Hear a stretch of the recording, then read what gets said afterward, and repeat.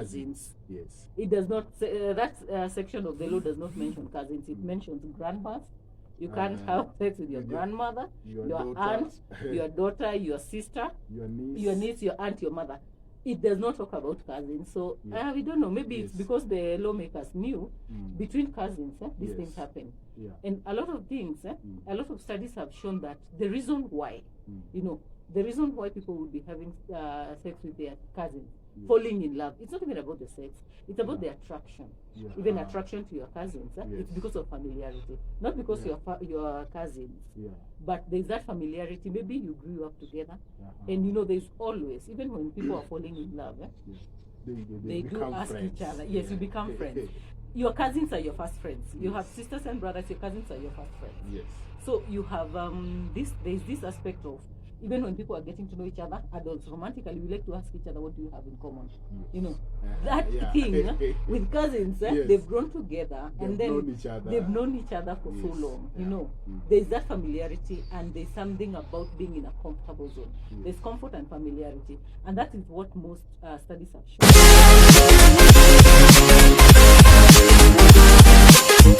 What's up, guys? Welcome back to Let's Talk. And today on Let's Talk, we have a very beautiful guest. I'll let her introduce herself. Hi guys, my name is Miss Mboro. They call me Miss Mboro out here. I'm an advocate in Kakamega. We work mostly with Patrick. Yes. And it's been a long time, and today I finally appeared on his show. It's a pleasure to be here. Yes. To answer the questions you had asked on your status today. I've decided today I will appear live. Today is the day. Today is the day we do answer those questions on camera. Yes. Yes. So, welcome to Let's Talk. Thank you for having me. And on Let's Talk, as you may have known, we try to tackle issues that most people wouldn't like to talk about for fear of being judged or for fear of being misunderstood. Yes. And as you may have seen from my status, I received a message from a follower who had an issue about two teenagers who had a child together. Yes. And to make the issue more complicated, they are related. The two lovers are cousins, and they're teenage cousins. So they had a child together, and the lady is being disowned. Yes, like the parents don't want to see the lady back home with the child. If she has to come back home, she has to come without the child. Yes. So I needed your views on this and about teenage sex. Yes. All right. Not that I'm advocating for it, but it's something that we as an African society we like to ignore. That there's no teenage sex out there. Like that is not the time the hormones are at their peak. Yes. Hormones are at their peak when people are in their teenage years. Yes. Legally speaking, consensual sex between minors was addressed. There's a constitutional petition number 1 of 2017 that addressed that. Yes. And the main opinion, which is an opinion that came out last year, at the end of last year, was the judge was of the opinion in that case that we should not, when teenagers have consensual sex, they should not, those are not people we are supposed to be punishing. Maybe what they need more is counseling. Yes. He's one of the few judges who come up and decided it's not technically something that has to be punished by law. Yes. It's just something that has to be, the teenagers have to be spoken to about. Is it okay for them? We may advocate for abstinence all we want, but we don't live in a perfect society. So the chances that teenagers out there are abstaining, it's very hard. More so, and then I know it's a taboo topic when they talk about teenagers having sex, and especially when they are related. The main topic today was the fact that these two kids were related. Yes, they are cousins. These two kids are cousins. Studies have shown sometimes it's not unheard of. Even in some cultures, it's accepted for people to marry their cousins. Yes. Started all the way from the royal families, you know, of old days, the now emperors, to you know, maintain the royal blood. Yes. So it was not unheard of, even in some cultures, even still now. Yes. That teenagers, not even teenagers, cousins, having sex, falling in love, actually. Yes. It's not something that, it's taboo, yes, but it happens out there. So, and especially the interesting part that we were reading today with you in the law is the fact that, okay, so incest, incest is frowned upon even in the Sexual Offences Act in Kenya. It is, yes. But the funny thing we noted was, incest, however it's defined, it does not define cousins. It does not mention cousins. Yes. It does not say, that section of the law does not mention cousins. It mentions grandmas. You can't have sex with your grandmother, your aunt, your daughter, your sister, your niece, your aunt, your mother. It does not talk about cousins. So we don't know. Maybe it's because the lawmakers knew between cousins these things happen. And a lot of things, a lot of studies have shown that the reason why, you know, the reason why people would be having sex with their cousins, falling in love, it's not even about the sex, it's about the attraction. Even attraction to your cousins, it's because of familiarity, not because you're cousins, but there's that familiarity. Maybe you grew up together, and you know, there's always, even when people are falling in love, they do ask friends. Each other. Yes, you become friends. Your cousins are your first friends. You have sisters and brothers, your cousins are your first friends. Yes. So you have there's this aspect of, even when people are getting to know each other, adults romantically, we like to ask each other, what do you have in common? You know, that thing with cousins, they've grown together, and then they've known each other for so long. You know, there's that familiarity, and there's something about being in a comfortable zone. There's comfort and familiarity, and that is what most studies have shown why you would actually fall in love with your cousin. There are not so many hurdles in trying to know them. I'm not adjudicating for it. I'm not adjudicating. I'm just stating the facts as to why I don't want this being held when I'm trying to be a judge in the future, and they might say she's that one who advocates for. No, I'm just saying, even in the law itself, the law itself is not clear on that issue. Actually, it's quite blank. They do not. It could be for the reasons that some cultures allow cousins to marry each other.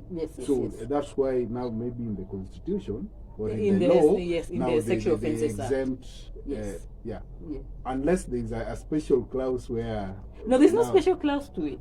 There's no special clause to it. But the good thing about that section is the fact, not a good thing, I shouldn't say that.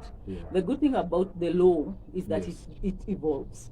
And with the law evolving of the current law that we have started seeing less discriminative practices. The ODPP has been asked to be more clear when they are trying to punish one person over the other person when they're having consensual sex as teenagers. Though maybe what we need to address, what I would like to address is how, at what point the boy is discriminated and at what point the girl is discriminated, so that we come to the point where this lady, the lady you were talking about on the status, the question you asked today, why she would be discriminated. Girls, when it comes to girls and sexual offenses, girls are discriminated socially. Socially. In the society. You know, it's because I think girls are held at morality is more imposed on women. On women than on men. And the shame of sex is more on the girl. I notice a lot, which I have a lot of cases where you see, especially when a teenage girl is found having sex with a teenage boy or with whoever, you know, mostly by the mother. You'll see the mother is the one who takes the boy to court. And immediately is termed defilement or rape. You know, it's because the mother is trying to cover. And then there's that, and then that is why also when girls are raped, the people, even the community, they try to hide it. The society tries to hide it. You know, even not even in Africa, even in the US, you hear there is a lot of discrimination. Discrimination when it comes to sexual offense survivors, victims. We like to call them survivors. They do have a lot of shame. There's the guilt and the shame that comes with it. That is how society. That's why you see like girls will be more shunned for having, and that would explain why girls would be more shunned at that point. They say huyu mtoto ameharibika. Huyu mtoto ameharibika, wasichana ndio waharibika. Yes. Unaona, even in there's a meme I was reading today where, but maybe you have Kikuyu viewers. Yes. They were told in Kikuyu, when a girl starts to go out there, we are told, don't let those boys cheat you, kind of. It's like to kukubembeleza, kukuharibu. It's more, that's why we were told, dating in Kikuyu, it's called kuhenererio. You know, kudanganyililiwa. Kuhenererio means kudanganyililiwa. You know, women always tell their girls, usikubali kudanganyililiwa. You know, yes. And I don't know if I would share, there's a story I would like to share about how bad sexual discrimination is. And the shame that comes with a girl. I'm not going to name, but she's deceased at this point. Maybe I shouldn't have started with a spoiler. I got a client, a lady. This lady was raped, defiled, and this actually involves incest by a brother to the father, an uncle, close, in the same compound. Incest and rape and defilement, everything, because she was still young when it started. She gets pregnant at 14. And also gets AIDS from the uncle. Guess who gets punished for that? Because, okay, what happened? The mom found out. She was getting punished by society because the mom found out, and she's like, oh, look at you, you became, you know, you started hoeing around when you were very young. Why are you pregnant? All that. She tried to explain. And then there's also she was not educated and she was sick. Yes. Do you know initially what happened is that they blamed her for having infected the uncle. And the uncle with HIV. And now, the uncle who had been raping her since she was 8. Yes. Then defiling. Defiling. He was completely defiling her. And then by the age of 14, she got pregnant with the uncle's child. The trauma was so much. The trauma was so much for her. I'm not advocating for what she did, but she killed the baby at 8 months. She could not take the trauma from the society. They did not give her food. You know, they were like, oh, you know, they completely eliminated her from the family. And it's so bad that she got arrested. Actually, the parents took her once they found out what happened. And the uncle is safe. The uncle is safe. Do you know, let me tell you how we came to find out about the matter. Actually, a judge called my partner and told them there's a girl in need of help. Because even when we tried to push for the uncle to get arrested, nobody would testify against him. I don't know how these people thought. She got a baby from her uncle, but they still blamed her for exposing the family. The family, this is what happens. The family, the mother, they did not want to accept that this had happened to their child. Something about blocking it, trying to save face with the society. You'd rather paint your daughter as the sexually immoral one, and not allow society to believe that there's a rapist in that town, in that compound. You know, you'd rather see that. So that's how society discriminates. So unfortunately, because of that, she spent a lot of time in the remand, and she died. When she died, they could not even go for her body. They did not go for her body. She's an outcast. She's an outcast. Just because that happened to her. That was terrible. That was such a terrible thing. And it's one of the examples of what happens. You see, the girl, we have the child from incest, and we have the girl who was getting raped by her uncle. You know, even with the issue of consent, now that's how girls get discriminated by the society. Yes, rape victims cannot come forward for, and even the family. Now, to save the face of the family. Yes, to save face for the family, they get rid of the evidence. As I was telling you, the evidence of sex is pregnancy. You get pregnant, that's it for you. You can't hide it. Mtoto lazima. And that's why maybe she killed the baby to try and get rid of that trauma. That because trauma now of being, she was being traumatized. Had the child, every time she would see the child, of course, she would remember what happened. And every time her parents see the child, they remember they are they don't care what happened to you. Like, you would consent, because she gave birth at 14. That means she might have gotten pregnant at 13. No. When she killed the baby, she was 14, and the baby was about 9 months old. So I'm assuming she got pregnant about 13, 12 years old. She gets 12, pregnant. 13, Can you imagine that? And the society still discriminated against her. That's how girls, that is the society way. So we we in the legal fraternity, we think when the Sexual Offences Act, that's why Sexual Offences Act is separate from the Penal Code. It's punished by a separate law.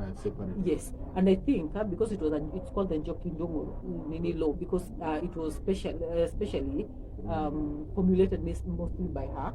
Yes. She was the advocate of it. She really pushed for it. And that is how society was trying to protect women. Yes. But by protecting women, we victimized men. Oh, now when it comes to really victimized men, yes. An example of it would be, we go back to the incest, section 20 of the Sexual Offences Act. Yeah. Where we were yes. It is now the man. Even if it is by consent. Incest, but it says any male. Any man. Yes, who causes, penetration and all that. If it's your grandma, all those things. Yes. But at the very end, it says even if the female consented, yes, the man would still be punished. Yes, and there's no age limit to it. Can you imagine if you're the young man is having sex with your aunt? Yes. I'm assuming she would be much older than you. Much older, but even if she consents, and you're 18, even if the woman is 30 years and the man is 18 years, the man will be punished. The man will be punished. Yes. Under incest, the man is punished. Even for sexual offences, we mostly just see men. Yes. So the law, I think, was one of the ways that we tried to protect the lady by over-punishing the boy. We over-punish, and that's why now the law is trying to evolve into going into those aspects of, if they were just teenagers, teenagers, 17, 18, like in your case, 17, 18. Yes. Maybe the question we should ask, I remember in your questions you had asked something, because now she got a baby. She got a baby. Yes. And when she got the baby, now she's been chased out of the home. Yes, that if she has to come back, she has to come back minus the baby. But the boy has not been punished. They were in the act together. Yes, so it would be if they deserve punishment, then it should not only be on one side. Yes. And if they are to be accepted, then they all should be accepted wholly. Yes. The girl, the child, and the boy. But in this case, you see, the girl, they're trying to get rid of the girl. Yes. Because she is the one with the evidence. Because she's the one with the evidence. Yeah, not unfortunately. If you read a lot of the, even if you go to Kenya Law Reports and just type in something about incest and consent, just those two words, you'll see a lot of the things that come up are adoption cases. Actually, half the page is adoption matters. Yes. What happens, if you research a lot on that, you'll see that most of those children born out of incest are given up for adoption. And the worst part of that is the fact that if the mother was a minor, the law does not, I'm not going to say the law, maybe I'm not quite clear on that, don't quote me on that, but I've seen cases where it's allowed for your parent to consent for you. Yes. So if your mom is so angry that you got a baby, whether from rape or whatever, she's allowed to sign your consent. You're still a minor. She signs consent for you to give up your baby. Yes. A lot of so that the babies, those babies are mostly termed minors in need of protection. Yes. There's that Protection of Minors Act. So a child in need of protection, that's what most of those kids are termed. Yes. And they go through the adoption process. A lot of those parents have been allowed to put up those kids. They take them to these societies, and after a bit of time, their societies are allowed to adopt them out. Yes. And a lot of them go through adoption. It was very funny. I just typed those words like children born out of incest. And then I wanted to see who can consent. And instead of criminal matters, and this was in the criminal page of Kenya Law Reports, you see it comes with adoption matters. Mostly, they want to get rid of the evidence. I don't know how much it heals. Maybe for the family, because I think that heals the family. But the girl, because growing up, knowing that you have your child somewhere out there, who was given up on your behalf. Yes? Yes. Not by you. It traumatizes still. So, yes, it traumatizes. I don't know what. Okay, in the African society, would say most of these children, they were normally given up for adoption or they were killed. Yes, that's a problem. Yes? Yes. So, initially they were killed. And that is, it is evident from the stories that we get from the society that these children born out of incest were killed because they would bring, it's a taboo. Let me just say it's a taboo. And it will bring bad omen. They believe it will bring bad omen to the family. And scientifically, it is proven that children who are born of closely related parents may have some special needs. Yes. Mental or physical. Mental or physical. Yes. Of course. So probably that's where now maybe the society did not want to accept these children because of that gene. If there was a genetic mutation. Yes. And that's why even the royal stopped inbreeding, because inbreeding would lead to that. But I think it would have to be way far down the line. You know, the key word is might. You know, one of the reasons, the only reasons sex between cousins and closely related family members, blood by blood, not by marriage, is frowned upon. It's because of that. Even when you think about it, you're told, oh yeah, you're going to produce a mentally disabled child, physically disabled child. You know, but the key word is might. You know, we may not know if this kid is disabled or not. You know. But that would be way far down the line. You know, and okay, in this case, what if you had how can I put it? Okay, if it were you, if the issue was brought to you now to solve it, or advice on what's to be done in that case. Now these two are minors and they're cousins and they have a child. So how best would you handle it, or what would you recommend? When it comes to cases involving children, let's forget the feelings. Let's forget the feelings of the two teenagers. Let's forget the feelings of those two cousins. The standard when it comes to children is best interests of the child. You know, if in my opinion, best interests of the child would involve the child not growing up in such a hostile environment. I would say maybe because you can't tell the mom if there's so much hostility. Bringing the child there, would they provide for the food? You know, there's provision for this child. If we are to remove the teenagers from the equation, so we remain with the baby. And that's why society. That's why the standard of proof and the standard required for children cases would be the best interest of the child. Whether they want to adopt, as long as you don't. You know, I'm not going with, you know, you remember what happened in the story I just told you, where the girl felt eliminating the child would have been the option. If the family is well-to-do, maybe the girl, but unless the girl can prove they can take care of this baby, you know, if these two can prove they can take care of this baby, I don't think the law defines a father or a mother. Age. There's no age definition for a father or a mother when it comes to best interest of the child. There are better parents out there who are much younger. Much younger. So if these two can prove that they can take care of the child, there would be no need to take away the child. But maybe to avoid the hostilities on the ground and the kind of trauma that the kid would grow up with, I would say don't tell the child where it came up, you know, where it came from. I don't know if it would be possible. Maybe they could move away.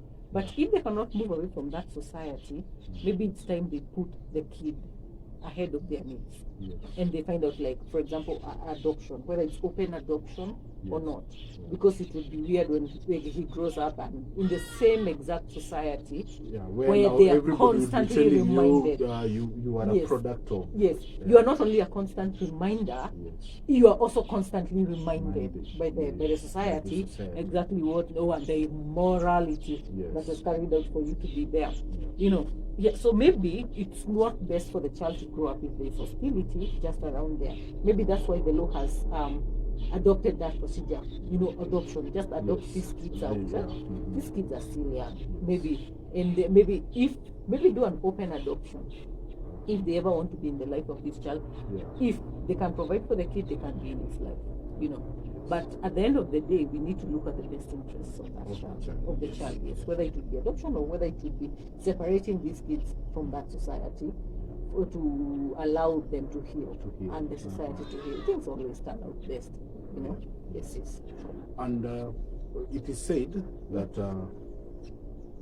love between relatives, let me say relatives, yeah, these two, now in case of a cousin, in case of a sister, a niece, an uncle, you know, where there's that close blood relation, it is said that when these people get into a sexual relationship or fall in love, it's so hard to break. Yes? So, what do you think would happen if these people are allowed back, so that they may they do not go back to the same situation that they were from? There's something to be said about maybe forbidden love, you know. Yes, Romeo and Juliet, you know, even in all these love stories that we watch, only death love, will apart. yes, death will do them apart. Yes. Love, I don't know why love is better. Forbidden love, there's a reason it's very attractive, and I think one of those things, yeah, it's taboo, it's what, you know, and the fact that they both have the feelings for each other, they feel bonded, you know. If it's reciprocated, especially, you think, oh, maybe it's right because, you know, it's reciprocated, it's the society against us, you know, us against the world, kind of thing. Yes. But, you know, those are feelings that people must fight, you know, especially, I don't know, I don't want to, we can't advocate for it, and I'm not advocating for it. And a lot of studies have shown that it's very common. It's very common. And because this is a free show and people speak freely out here, there's something, even for men. Even if you look at, not to admit anything, I'm not admitting anything, but I'm saying, even if in all those, there's something to be said for forbidden love, for forbidden sexual relationships. Google anything. A lot of the porn industry has produced a lot of these things. A lot of these things, because stepdad, probably father and stepdaughter. You know, they do like that step thing a lot, but there's that familiar thing about it. You know, you and your tutor, step you know, there's something to be said about that. Let society not act like this is so new. You know, it's not that new. It's not that new. Okay, you know, one interesting point that maybe I'd like your views, you as viewers, is your first sexual contact. Was it from outside, or it was from within the environment you are growing up? So let's take, for example, if you grew up in the village, you know, village, everyone is your relative. And in African society, we don't have the word cousin. We have sister, brother, father, grandfather, grandmother. There's nothing like cousin, yes? So would say, even if they came from the neighboring homes, those are your brothers and sisters. And maybe just to get your views, where did you first experience that touch? Yes. Was it from your environment, ama inje? Watu town, maybe we can exempt them kidogo, because probably, you know, there's mixed community. But still, even if it's a mixed community, your first sexual contact, was it from the neighborhood or it was from far away? Yeah, I think it's something, as I said, there's familiarness and there's safety. Yes. I also read somewhere that the safety aspect of it, like, it's not like he's going anywhere. You know, he's my cousin, he's not going anywhere. You know, maybe there's that safety. There's that safety of knowing and maybe feeling like he may not do me wrong, do me that bad, because he's my cousin. You are more, there's no He's not a stranger to you. Yes. Maybe, and that's when even people. That's why there is, it's that close knit thing that people feel very familiar with each other. Yes. That's why there's work relationships. Yes. You have your work husband and your Yeah, work wife. and We yes. have all that. Yeah.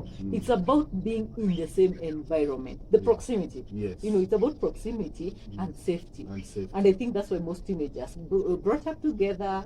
They are most likely to start experimenting amongst each other. Yeah. Yes. It's not something that is so very tusikatae kuanza kusema ati it is unheard of sijui in the African setup hivi kitu haifanyiki. While yes, your first when you break my virginity yako was probably your cousin or a neighbor. Yeah, see, yeah, or a neighbor. Yeah. We cannot just eliminate it. We are not accepting it. We are just saying don't discriminate over somebody. Like judging. When people judge sexual orientation of other people. Yeah. Like you're just judging them because they decided to come out of the bedroom. If I don't judge you for what you do in your bedroom, maybe you should leave me out of your judgment when it comes to what I do in my bedroom. We all have our issues. What they did was wrong, but let's not forget these are teenagers. Puppy love, it's very hard for it to bloom into, if they were in their 30s, we would be so worried, like, oh my God, this is not ending. We can't all assume these two kids will be together a few years from now. Come on, who was madly in love in their teenage years? Who wasn't? Who wasn't? Yeah. We were all madly in love with somebody, and we would have fought for one fact again that people don't want to accept is that they started having sex before they were 18 or even before they were 16. It's true. Everybody wants to act like people just judge others just because they've been caught.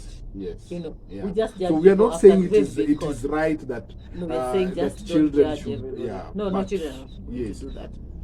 And again, we are not denying that it happens. It happens. We are saying it happens. That's why you're told, yes. even in high schools, let us not pour abstinence down their throats. Yes. Don't pour abstinence down their throats so much and forget to teach these people protection. Yes. Because if we had sex education in schools, these people would know. I mean, how much would it cost? I'm not going to say her name, but I do talk to my nieces and nephews a lot about it. Yes. A lot about these things, and I'm telling them it's easier.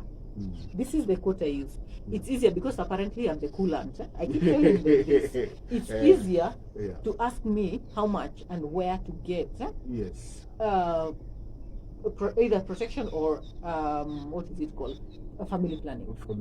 Yes, they are all above 18. I'm saying before they go to college or in college. It's easier to have that conversation about family planning than it is to have conversations about maybe abortions or where will I bring up this kid, So it's easier if society just we teach these kids. It's the hidden aspects of sexual practice that makes this thing even more forbidden. Nobody wants to. We need to talk to them. We need to talk to them, and we don't even have to wait for them to be teenagers because some children start to experiment these things before they even turn 13. Yes. So people really maybe it's society and what they are exposed these to. These things happen. It's what they are exposed to online. Especially in the villages. And actually in the villages, it's not just online. Unapata watoto wameenda kucheza cha baba cha mama. Yes, kalongolongo, and yes, they are having sex. It's very. They are. So it's something that we really need to look at and talk. Even have. You come sex education kwa shule. Oh no, we can. There are things that can't quite go into the system. That would be maybe 2050. It can 30 be. years It's not. We are not yet all up there accepting these things in schools. But what I needed to point out about these two cousins, the lady, maybe they'll be healing. They will be healing at some point. What we need to do is forgive teenagers for doing what teenagers are expected to do. Hormones are at their peak. These people are still kids, and hormones are at their peak at that point. Yes. Should they experiment? No. Do they experiment? Yes. Right? Yeah. So, but we need to know that they are not going to be the same people. Who is the same person they were as a teenager? You know, they're going to grow out of it. They're going to grow out of it. So whether society accepts it or not, we cannot encourage it, but we say we cannot judge them so harshly, especially these young girls. Let's not judge them so harshly. There's something called grooming. You know, the girl may think she accepted to have sex with this even older men. Girls want to be accepted. That's what I keep telling people. You don't need to have sex with him for him to accept you. You know, seeking acceptance. I don't know why. You know, even that's why even girls without fathers at all, they have daddy issues. You know, they are seeking male attention for that. Male attention. Yes. But there's also grooming, where the girl, it's just in their mind that they may actually have wanted to do it. Do you know they can be groomed? I have a case. I also have another case where this old guy, was raping a girl, some class 4 girl. Wow. From when she was young, from when she started going to primary school. So in such a way that when they were arrested, he was caught, was actually like 3-4 years down the line. The girl never reported. It's in these villages here. In these villages here, the thing that broke my heart was when I read the statement of the girl. It was more accepting than reporting. Because the girl, and then one of the things that she was asked by the social worker was what happened there. And then she was asked, is she in any pain? And she was like, si uchungu, it's not painful. He's done it so many times, it's normal. So like, she got used to, she was groomed, being abused. You know, yes, to being abused. Yeah. She kind of normalized it in her head that every time I pass there, you know, you beat them, and it's very early in the morning. Yes. You know, she can't go back home, and she passes through this sugarcane farm, and that old man, she just prays that today will not be the day. But it has happened over so many times to her that day they were caught by some watchman from some school. But for an 8-year-old to say si uchungu juu si mara ya kwanza ananifanyianga hivyo, so to her there was more acceptance than anything. You know, we have learned to shame girls in such a way that an 8-9-year-old accepts, let it just happen, it might be my fault, I won't report because alisema ataambia mamangu vile now like after she didn't report the first time, it became like if now you report, she feels like she's at the end mwenye makosa now, like, makosa juu hata kumwambia sasa hii because now if this is someone abusing you and you go to report and they tell you if you report, I'm going to report you. Yes, I'm going to report you to the society. That's a blackmail. You know, you report me to the law, I report you to society. You know, mamako nitamwambia. The good thing is the mother was so supportive about that young girl. We need mothers like those. Mothers who girls would be come and talk to. You know, even they would come and talk to you about being in love with their cousins. Maybe if the society was a bit less judgmental of girls. Yes. Yes, guys, that is it from us for today. We have had an amazing conversation with the wonderful Grace. Beautiful Grace. That's why we should have, the society should have more intelligent women like you. Thank you. And who are not afraid of speaking their mind and speaking the truth.